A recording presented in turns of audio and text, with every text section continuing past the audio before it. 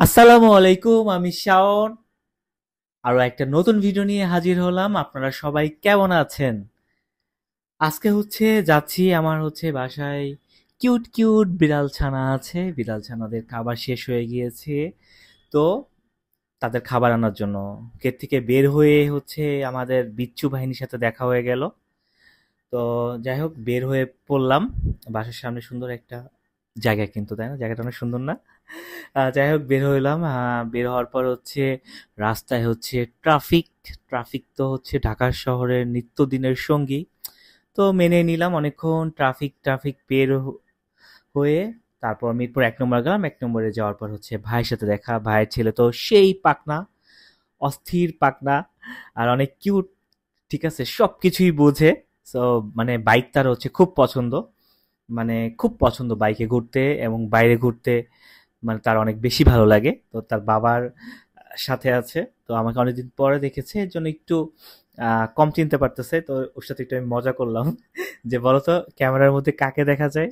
ও আবার ভালো সবকিছু বোঝে। তো আলহামদুলিল্লাহ, বেঁচে থাকুক সারা জীবন। এর মধ্যে সামনে একজনকে দেখতে পারলাম। সে কাগজে কি যেন লিখতেছে একটু পর পর, আর ওইটা করতেছে, মানে বাঁধতেছে। তার সাথে কথা বলার চেষ্টা করলাম, সে আসলে ইন্টারেস্ট না কথা বলতে। যাই হোক, আসলে প্রত্যেকটা মানুষের জীবনে অনেক অনেক ঘটনা ঘটে, অনেক সমস্যা হয়। আল্লাহ সবাইকে আসলে হেদায়েত দান করুক। এরপর ভাই চা খাওয়াইলো, গরম গরম চা খাওয়াইলাম। ও চুইং গাম খাচ্ছে। ওকে বললাম, তুমি কি চা খাও? বলে, না, আমি চুইং গাম খাচ্ছি। অনেক চালু।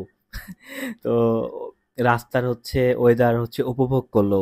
তো যাই হোক, চলে আসলাম এরপর ১ নম্বরে সেই খাবারের দোকানে, ভাইয়ের দোকানে।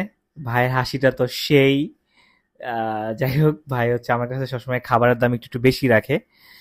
তো বললো ভাই ব্রাদারের কাছে বলে সবসময় খাবারের দাম বেশি রাখতে হয়, এটা বলে থিওরিতে আছে।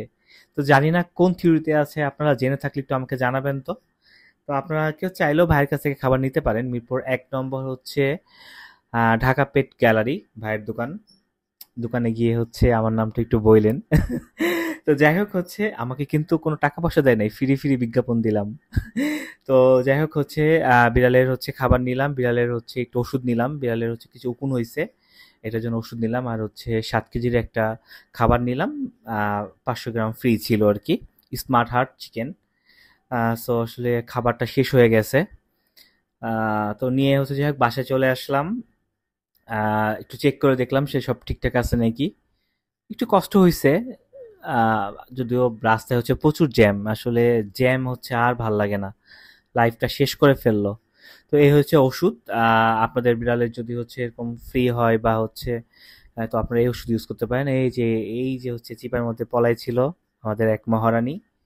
তো মহারানী প্রায় ভাবে আছে। যদিও ওরা সবসময় ভাবে থাকে। তো যাই হোক, আজকে এই পর্যন্তই। ইনশাল্লাহ আগামীকাল দেখা হবে আরো একটা ব্লগে।